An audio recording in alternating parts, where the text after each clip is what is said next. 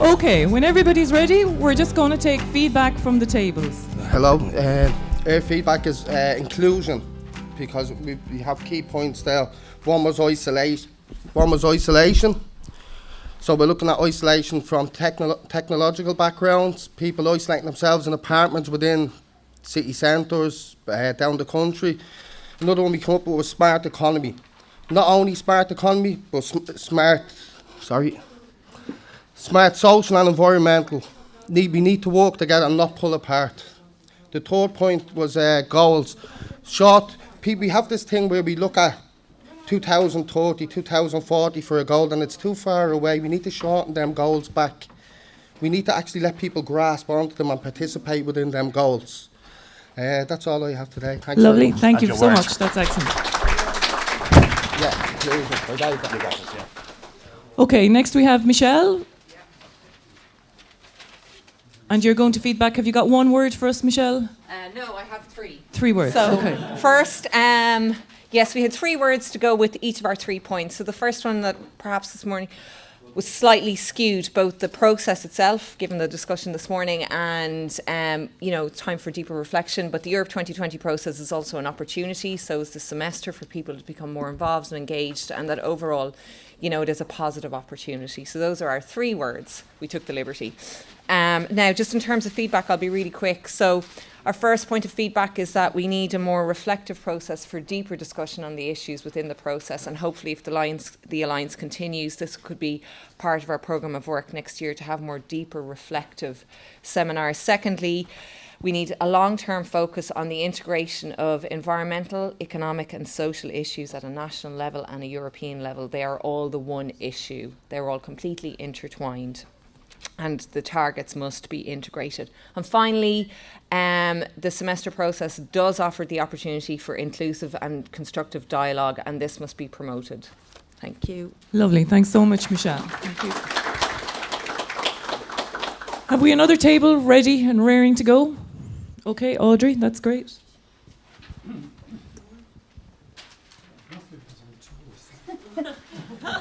You're just very efficient, Michael. At You've everything been over-volunteered, Michael.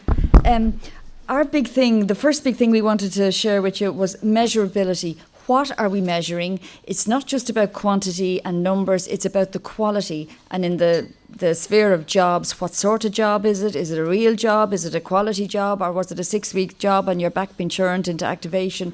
So measurability is very important, and data is very important. And a few speakers this morning talked about the power behind data and just how important it is for this sector to be on top of data, to be able to use it to get our messages over very clearly and to get the outcomes we wanted. The balance we felt is very important, on to the second point, between the social and economic and the environment. And every speaker today talked about that, so there's no point in me saying it one more time, but that this is critical.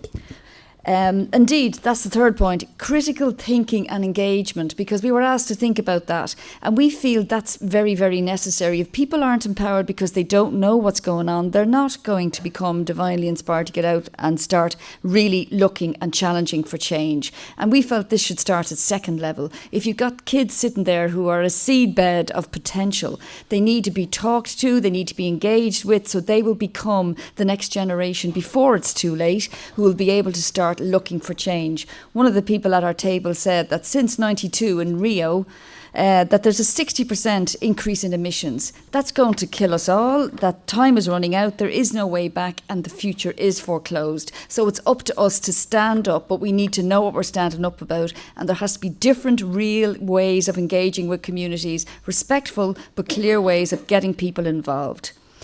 Our word was urgency. We have to do it now. The democratic deficit is too big. It's disrespectful to us. We need to change that.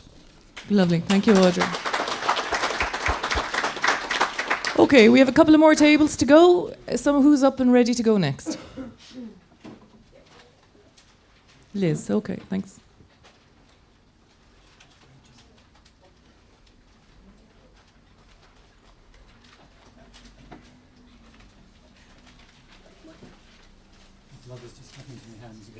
Okay, I'm going to ask you to be brief, Liz. Is that okay? Yeah, as you can see, we said a lot, we wrote a lot. The first thing is about the predominance of finance in and the issues of money in the 2020. The 2020 is a basket for many, many things. It's too big and important to be left to finance ministries, which kind of reminds me of the saying about economics is too important to be left to economists. So it needs to be more than ECOFIN. We need to have high level engagement with social ministries, and it has to be equal engagement, asking them afterwards what they think about something. I'll turn around a bit, thanks. Second issue then is in relation to inclusion issues can't be allowed to disappear. Part 2020 is about social engagement, and we really need to be pushing that. In-work poverty is a crucial issue. We definitely need social impact assessment because inclusion issues cannot disappear. And environmental issues cannot just disappear because we're worried about the economy and about jobs. We can't just only talk about employment. Quality employment is very, very important, and we need to see a target in relation to quality employment. We also need to understand that it's about investment in freedom of participation. Third point is about participation and accountability. We need to understand that Ireland also influences the EU. Ireland is not just influenced by the EU. We need to take responsibility for that, both ourselves, but also we need to be encouraging our elected and appointed officials to be taking responsibility of that. So we need to be asking our elected representatives, our government ministers, whoever is going to Europe, we need to ask them what did they put forward, what did they vote for. But there was also a view at our table that the EU is also a sovereignty issue. So we need to be, we're Irish citizens, but we are EU citizens as well, so being Irish is also very, very important. And there needs to be social clauses introduced. We need to understand as well that our representatives get a mandate from us. Okay, Liz. So we need a mandate for those policies. Great, okay. Just to let you know, we'll be taking all the feedback on board and all the notes taken for further processes. The Your word? I kind of already mentioned it's citizenship. It's about being Irish citizens, but also being EU citizens, and that we need to take responsibility for that. Excellent. Thanks so much. Okay. Okay, who have we got left? Okay, Ger, great.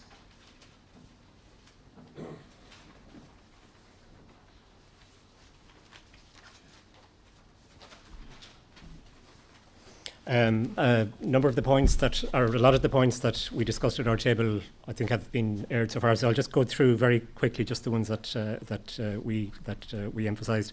The first one was the importance of meaningful citizen engagement. The second then was the importance of taking a long-term vision about the quality of the outputs and not just the quantity of them. That it's not good enough just to have, say, to think that you're doing well if you have 50 people in a room. It's the quality of the debate that takes place there. The third point then was the importance of real investment in processes, in enabling people to acquire the capacity to take part in to participate in the debates about the semester in the Europe 2020 process. That it's something that people just don't switch on to at the flick of a switch. It's something that they have to be engaged in from the bottom up, and this brings in the whole debate about the kind of the underfunding, winding down of community development organisations over the last number of years, and that is kind of undermining the capacity of people on the ground to take part in these debates in a meaningful way. The word that we came up with after a certain amount of discussion was get real. Okay, thanks very much, sir. I have to confess, as chair, I've lost count. So is that everybody, or have we got one more table to go? I'm not clear. We have everybody. Excellent. Okay. I now want to introduce you to Hugh Fraser, who's a very familiar face in terms of the European Anti-Poverty Network and a good friend of the Better Europe Alliance. And Hugh is going to respond to some of the issues that have come up in our discussions just now. Hugh is the adjunct professor at Maynooth University, and he's also coordinator at the European Social Policy Network, as well as being one of the group independent experts on social inclusion for the EU Commission. So a very well-placed person to actually be listening to us and to actually reflect back some of our thoughts. So welcome. Thanks, Hugh. Thank you very much. And wow, you certainly covered a lot in a short time. and faced what is actually a very difficult challenge, is to connect the reality on the ground with what goes on at European level. As somebody who spends most of the time working on these European processes, I find difficulty in understanding them. So I thought you did amazingly well to make some sense of it and make it seem relevant to you in a short time.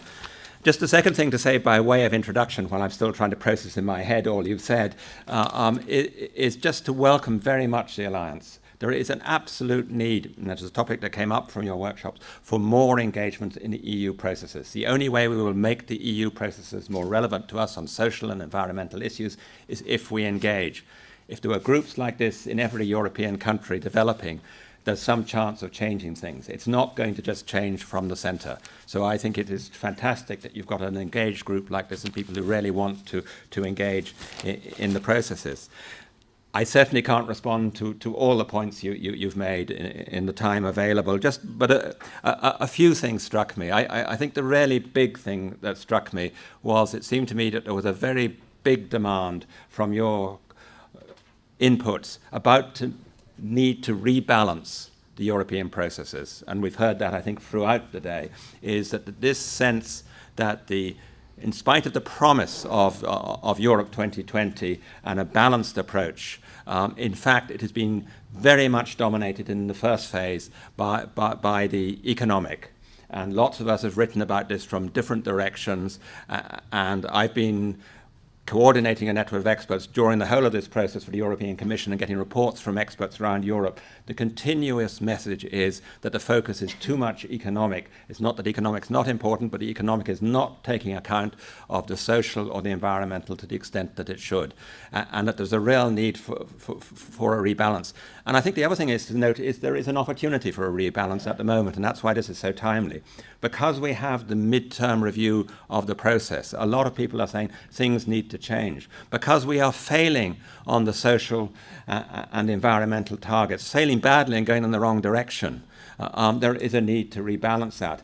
I have to say, I'm not quite as optimistic as one or two of the speakers that rebalance is already happening. I certainly heard some positive things from President Juncker and the Commission, but I have to say, I looked at the annual growth survey. I wasn't very impressed. I looked at the number of times poverty mentioned. There were two small uses of the word poverty in the annual growth survey. There was very few mentions. I think there was about one paragraph about energy, very little about environmental sustainability. It wasn't the big shift I was hoping to see, but maybe that's because it's become too soon in this new Commission, and we'll see the shift next year. But it was a worrying indication that people who want to keep the focus on the economic predominantly is still dominant, and it didn't seem to me to be a real shift in balance. And we have to argue for that. But you have a role in that. Your political representatives are going to make that decision.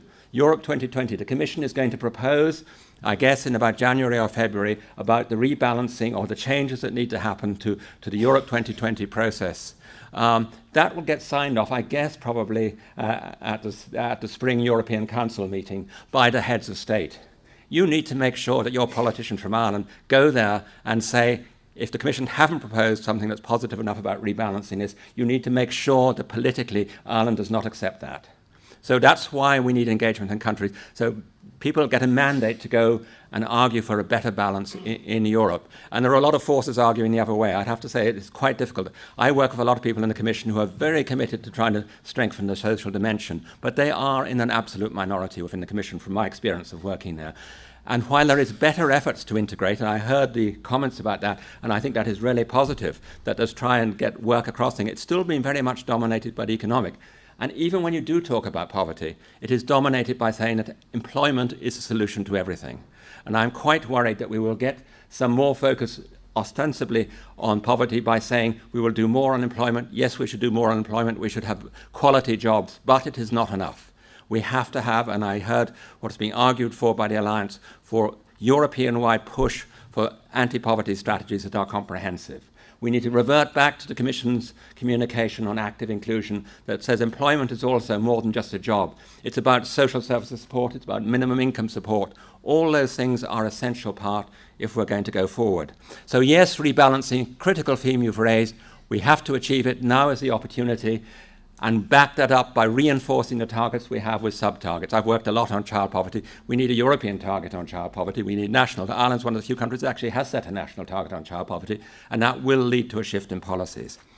The second thing that really came out was this idea of participation and engagement. And every time I was going around the room and noting down people's discussions, and it seemed to me a lot of that was about how to engage, what do we need to engage. Part of that is people need more accessible information. They need the structures to do it. But I really took the point you have to build from a culture of participation from the bottom up to engage. And building that within your own country, within Ireland, what's happened in community development is a disaster in that regard. But we need to get back to building communities that participate, then feed into networks like this and get heard at European level. The issue just about targets and programs, I think that's a quite important thing to hold on to. I've heard some suggestions at European level, because we're failing on the targets, that we should change the targets. Actually, the target we set on poverty of 20 million, many people thought was not sufficient. If you look at what member states said they would do to achieve that target, and you added them all together, it didn't even make 20 million anyway. In fact, we've gone in the opposite direction. That is not a good argument for getting rid of the target. The argument is that member states should set realistic targets that are backed up to programs to achieve it. Most member states did not link their targets to a series of actions that would achieve that target. In Ireland, we have to insist that the targets that we have set are then backed up by detailed programs. Those are meant to be reflected in member states' national reform programs. They haven't been adequately reflected so far. And we need to have clearer guidance in the annual growth survey and from the European Council that they must have programs on the social dimension as well as on the economic dimension. And the one other point I would just, because I'm conscious of time, that I would say needs to happen, we need to look at the economic as well.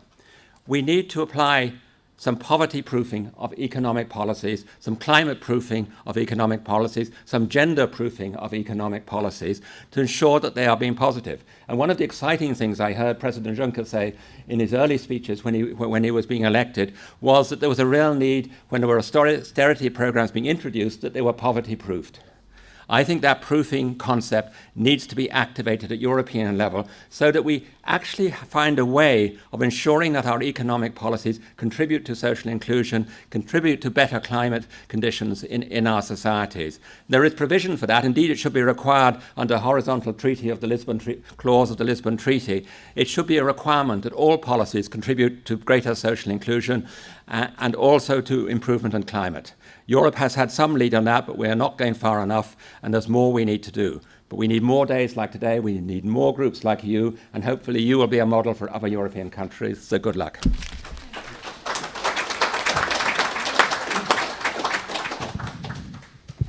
Thank you very much, Hugh, for doing the impossible there in summarising and framing some of the larger issues that are emerging from our discussion this morning. So well done.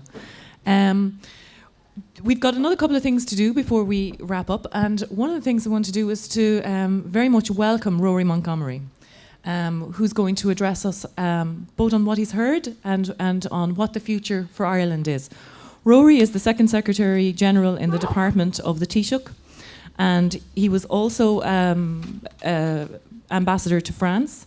And before that, he was permanent representative of Ireland to the EU. So we'd very much like to welcome Rory to give us some of his thoughts on what to the future. Okay, thank you, Rory. Thank you.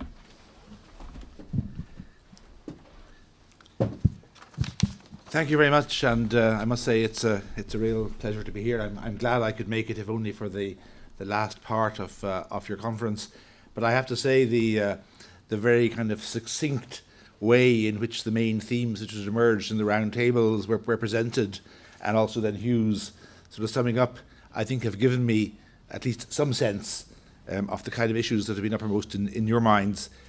And I should say as well that my colleague Aidan Hall from the Department of the Taoiseach has been here all morning, or at least if he hasn't been here all morning, let me know when I find out where he was.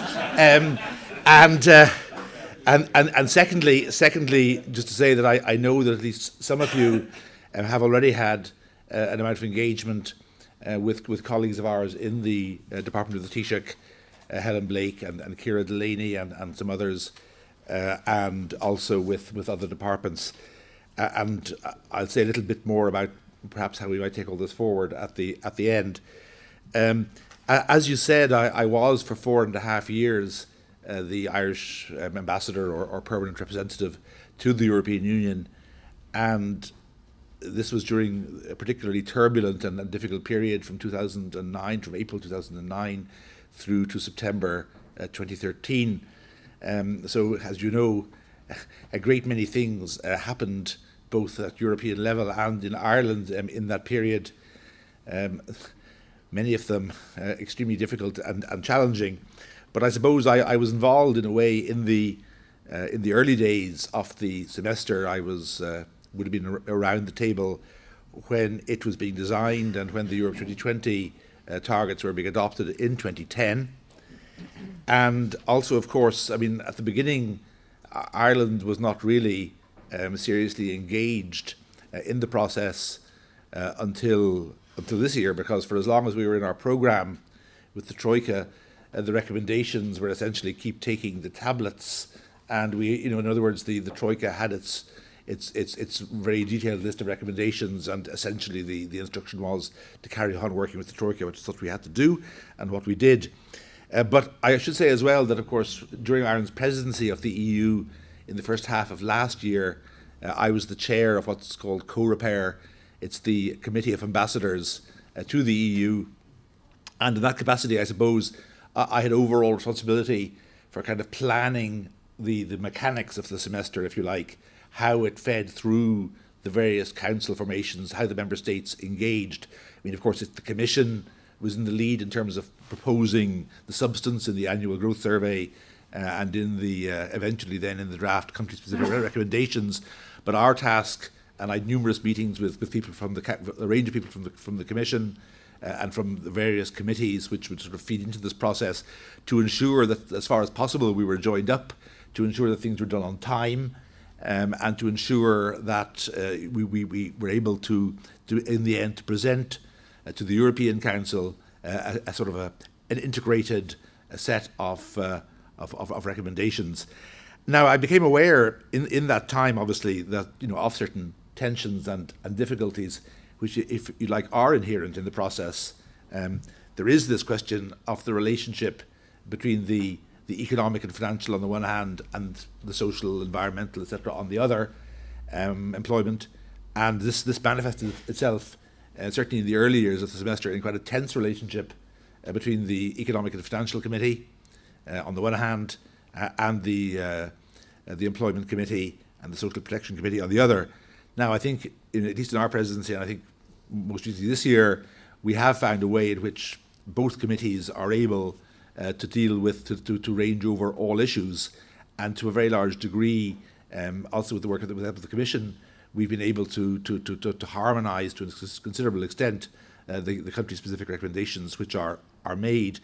But the key to this, of course, is agreement at the national level, because what's really important is that people speak with one voice in the different committees. In other words, there's no point in having someone in one committee saying something which may please his or her own department or minister or indeed political constituency, if at the same time in another committee someone else is saying something different. So that was an important issue for us. I also became very aware of just how tight some of the timeframes and processes are, and how little time this gives for sort of the quality of dialogue that you might want, the quality of dialogue nationally, but also the quality of dialogue between member states and between member states and the Commission. I mean, I think I would say so far, I mean, I want to talk a bit about how the whole process is perceived. I mean, as was said, the Europe 2020 is being reviewed at the moment. There has been a series of debates throughout the autumn in the different council formations about how they accept about how they have experienced Europe 2020. Those debates aren't finished yet, in fact, because there are a couple more still to go. And then there will be a sort of a proposal by the Commission, which will be looked at, as you said, in March. I think the overall picture feeding through is, as you say, that many of the objectives in Europe 2020, and not just in the sort of social or environmental areas, but also, for example, in relation to things like research, have been blown off course because by the fact that the economic situation has been so much more difficult, even than was expected in 2010. At the same time, I think there is a continued commitment to the overall targets and objectives. I think as far as the semester goes, I mean, I think my experience would be, and I think most people would agree, that it's, in principle, and in general, it makes sense to try to bring together the economic, the financial, the social, the employment, etc., because, as you were saying, as various speakers here were saying, they are essentially, in many ways, interdependent, and what happens in one area, crucially affects what happens in other areas. Secondly, it is clear, and the euro area crisis, I think, showed this more conspicuously than anything else. There is a huge level of interdependence between the different members of the European Union, and in particular between the 18 countries which are in the euro area. We do depend on one another, and if there are problems in one country, and we saw this early on in the crisis with Greece, for example, problems in one country can have very negative spillover effects to the others. Of course, there is a, and then I think it also makes sense to have these issues, funneled up through both the ECOFIN Council, bringing together finance ministers, and the EPSCO Council, bringing together ministers for employment and social protection. In the Irish case, it would be Michael Noonan in one, and Joan Burton and Richard Bruton in the other. And then the channeling up to the European Council. Also, I think very important that the process does give an opportunity for some level of sort of peer review, peer scrutiny between the different member states. And in particular, of course, there is at the national level an arrangement there are arrangements for dialogue and discussion. So all of this is the principle. And I think my own view is that it has certainly worked to a point where you can say that its existence is certainly an advance, and at the same time, is it yet sufficient? Does it do what's advertised? And the answer there has to be no, I think. And so far, and it's interesting that I think many of the criticisms which would be made of the process of Europe 2020, but also in particular of the semester, which are made by insiders in Brussels, but also indeed by political leaders, would be the same as some of the things you might hear here.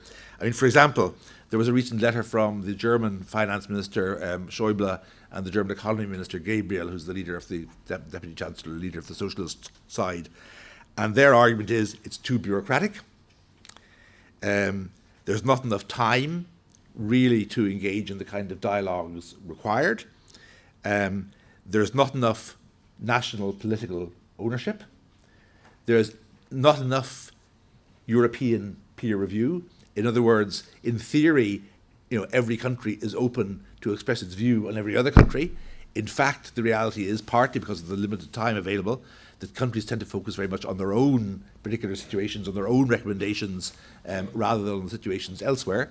There is too little focus on the horizontal issues, and because in many cases, the country-specific recommendations for one country can be very similar to those for another country. There are many obvious sort of cross-cutting themes. And are people learning enough from each other? Probably not. I think there'd also be a view that, and the Commission has said this, that so far at least the pattern of implementation of the recommendations which have been made is poor. Not enough of them have been implemented. And there'd also be a view, I think, that at times there are too many recommendations, and that these recommendations differ a great deal in their overall importance and level of detail, that some are really significant for the country to which they're addressed. Others are interesting and important in their own way, but are comparatively, are matters of detail. To give you one example, yesterday, for instance, we had the first bilateral meeting with the Commission following the annual growth survey's publication. Now, it was mainly looking over, it was in Brussels, it was led by the Deputy Perm Rep, but colleagues from Dublin went, from Taoiseach's department and from finance primarily. And a lot of time is taken up talking about one of the recommendations, which relates to the fact that the government has not so far brought into effect what it said it would do in relation to the reform of the legal profession. Now, this is a very important issue. It is an important issue for competitiveness. The costs of our legal process are too high. There are important questions about breaking up, not monopolies, but breaking up dominant positions of various groups.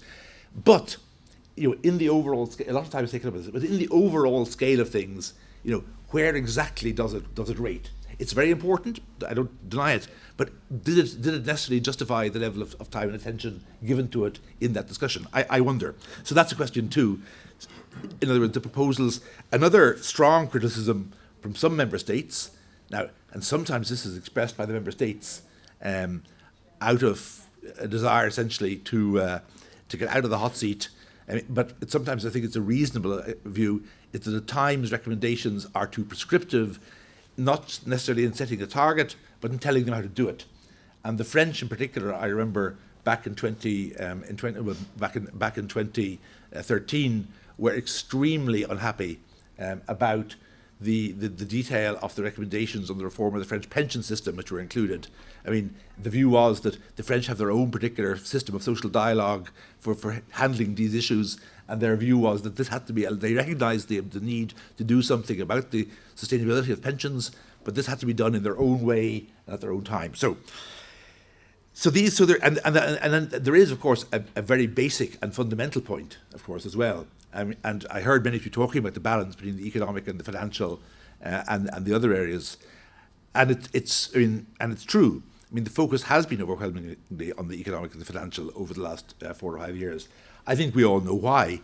I mean, because the extent of the economic crisis, the real existential threat to the existence of the common currency, all these things really required a very, especially not least in the case of Ireland, obviously, a very sort of single-minded focus on a relatively small number of key objectives. But having said that, there's a fundamental structural problem as well, which is what the treaties, the EU treaties, say about the powers of the EU in particular areas. And the reality is that in the economic and financial area, especially again for countries which are in the Eurozone, the reality is that the Commission and the Council have real powers to sanction member states which don't do what they say they'll do, and which are in violation of their obligations under the Stability and Growth Pact. On the other hand, the kind of issues that we're talking about in relation to poverty, in relation to employment, and other matters, it'll take a little more than 2 minutes maybe, if you don't mind, is that, but don't worry, I will be quick enough. The point is that these are areas which in the treaties are primarily matters of national competence, and there are no sanctions if you don't deliver in these areas.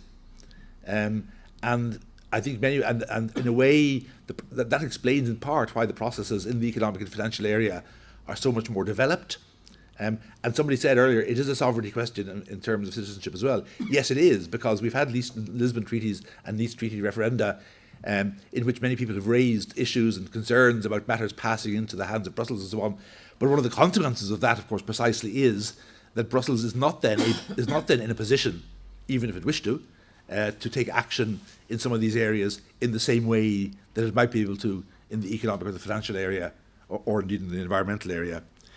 At the same time, though, I will say that the picture isn't bleak, particularly because member states are very acutely conscious of criticisms and made in these processes. I mentioned France. The Belgians and the Maltese fought very hard on language about their system of wage determination. The Hungarians were criticised for the failures of their court system, the politicisation of that, and again, extremely unhappy. Now, I think it's fair to say, and Patrick may have said this already, the Commission itself has made suggestions for reform of the semester process, to simplify the documents that the Commission publishes, to bring them together into one place, to publish them at a time which allows for, in March perhaps, which allows for a month or two of discussion before the finalisation of national reform programmes. That's very important. Simplified reporting for member states. More time again to involve social partners and parliaments. A stronger multilateral element, like I said, more space for member states to address each other's issues as well as their own. So these are important reforms, and I think there will be an agreement in 2 weeks at the European Council essentially to go along these lines. Now, the timetable will still be tight, but I think the process will become a little less bureaucratic, and let's hope will afford a little more space, both for discussion domestically and for discussion between ourselves as the government and the Commission and our partners. Now, just finally, if I may just want to highlight a few issues which strike me as important for the period ahead. I mean, the most important issue of all this is that, and again, many of you have said it, it is a question of sort of joining up the domestic and the European, because we're talking about what happens. For the most part, of course, there are important European dimensions to many of these issues, but in many cases, the situation in Ireland, is different from the situation in the Netherlands or the situation in Portugal, for all sorts of reasons. So the first question is, how do we, and how do you, as was said, how do we make sure that the politicians, and not only politicians but departments as well, are actually aware of this process and see it as more, if they are aware of it, see it as more than sort of an extra obligation or a box-ticking kind of exercise. I mean, that's the first important question. I think in the Taoiseach's department, we're fortunate in a sense in that my side of the house is about, I lead on European issues. My colleague Martin Fraser leads on sort of economic and social issues, and there is very good partnership between the different parts of the department. But we have to expand this and work with other departments. Second point, I would say the Department of Finance up to now has been far more engaged in the process than other departments, precisely because the stakes have been higher for it in terms of the fiscal processes, the question of the deficit, things of that sort. So it's making departments more conscious of what we can do. Also, of course, the process can also be advantageous for departments, because, of course, if a particular issue which a minister or a department wishes to push is given a degree of backing at European level, that also helps in discussions in government and elsewhere. But there is, of course, this basic question of what is the connection between a programme for government, as currently exists and will no doubt exist after the next government is elected, whatever it may be.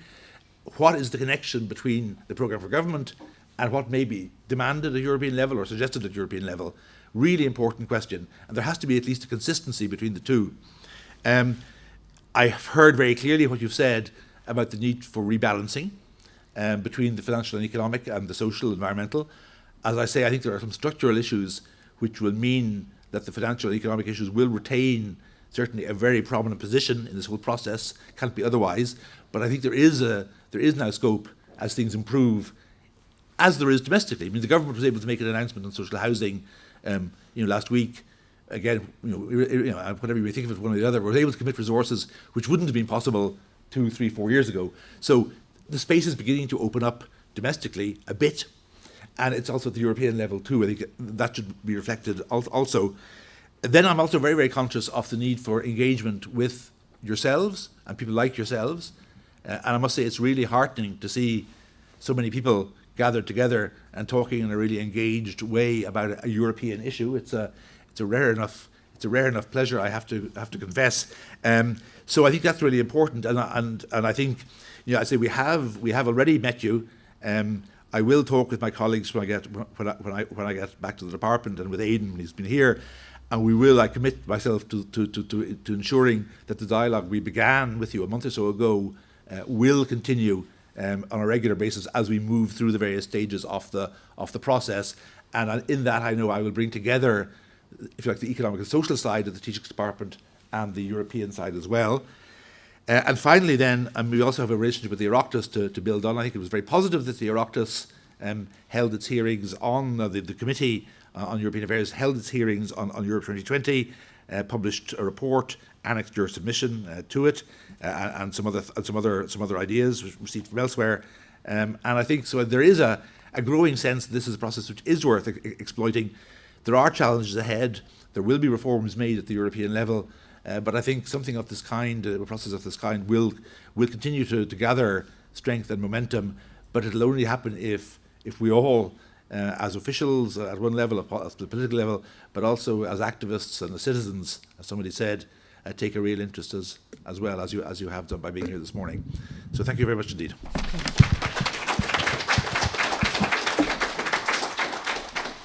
Okay, Rory, thank you very, very much. You've given us loads of scope there, and we will be taking you up on that invitation for further engagement with Taoiseach's office. And thank you for setting some of the tensions and some of the difficulties at a European level as well that you're grappling with. So this morning we really have moved from the European to the national to the local and right back up again. So thank you for framing that conversation also. Before I introduce Breed, because of the time constraints, I'm going to do my complete wrap up before I introduce Breed, and Breed does a whole wrap up. First of all, I'd like to say, please fill out your evaluation sheets for this morning's event. It's really, really important that we get these in terms of us really engaging with how to have this kind of dialogue as we move forward. And also, I'd like to remind you, if you haven't picked up a copy of it already, this very, very excellent publication gives a really good synopsis and guide to the semester process and Europe 2020. So my only other job that I have to do today are two things. One is to make sure that you all come for lunch and continue this discussion. I think if those biscuits are to go by, we should have a very nice lunch set up for us. And that's back over in the area where we had our coffee earlier. And everybody is invited. Please do stay if you can. And the other thing that I wanted to say was I wanted to thank a few people. I want to thank Maureen Gondepin and Mida Nivrian, who've done an awful lot of work on behalf of the European Anti-Poverty Network in organising this. But on behalf of the Better Europe Alliance, I'd very much like to thank Robin and Paul, Paul particularly as well, who've really sort of steered and led the Alliance and all the work that we've been doing, and really helped us to get our heads, as members of the Alliance, around the complex nature of beginning to work from the local to the national to the European and back again, as I say. So Breed is going to say some final remarks. Breed O'Brien, who's known to many of you, and she is with the Irish National Union of the Unemployed Union. Sorry, the Irish National Irish National Organisation of the Unemployed. I knew that was coming out wrong. Who are also part of the Better Europe Alliance. And I want to thank everybody for coming and staying with us. I've been looking down the room all the morning, and I'm very impressed with the level of engagement that has stuck throughout the day. The level of volume when you did get the opportunity to talk that went through the room, and I particularly want to thank those of you who've travelled a long way, or who it might have been a problem for you getting here, including speakers who've left, including Marion Harkin. So thank you very much. Stay for lunch, and I'll hand you over to Breed. I'd like to thank Joan for getting us through the morning. I think she kept us to schedule, which is great given the size of the agenda, and fair play to her for that. This is going to be very short. You'll all be very glad to hear, because it's been a full and busy morning. What I've picked up on, I suppose, are the questions, the challenges, the work that the Better Europe Alliance would need to continue.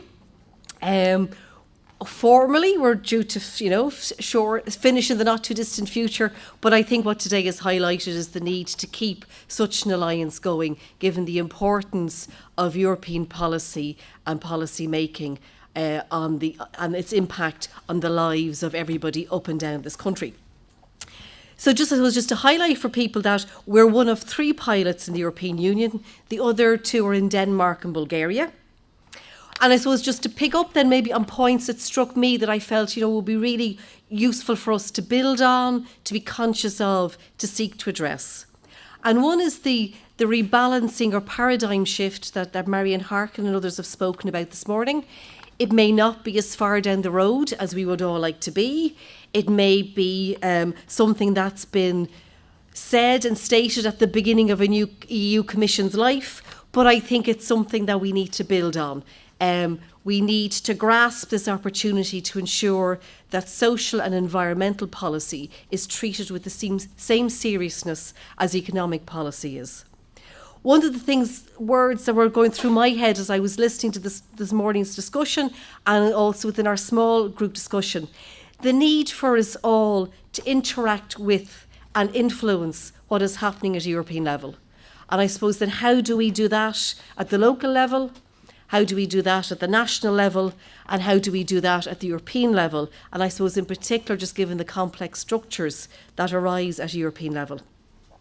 And one of the again, it was kind of came up in the course of our small group discussion, but there also have been words that have been used in other places already today.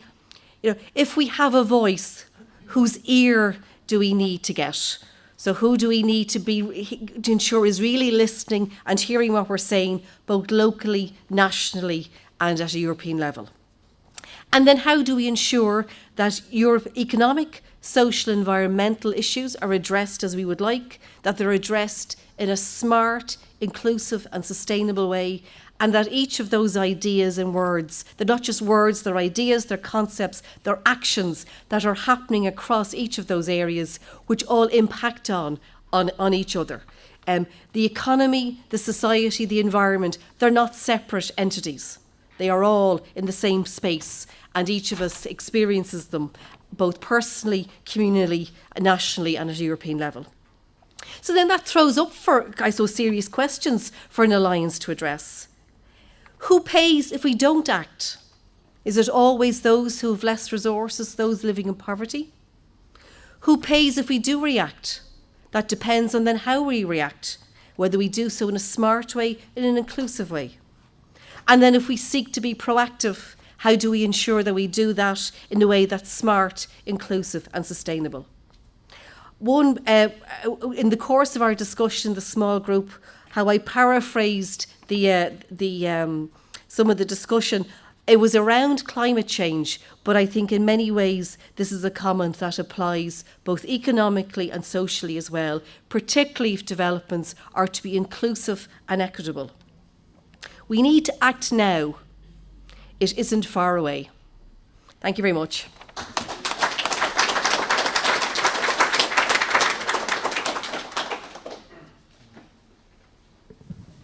Okay, so I do get a final word. Lunch, everybody, at the other thing, and thank you so much for coming.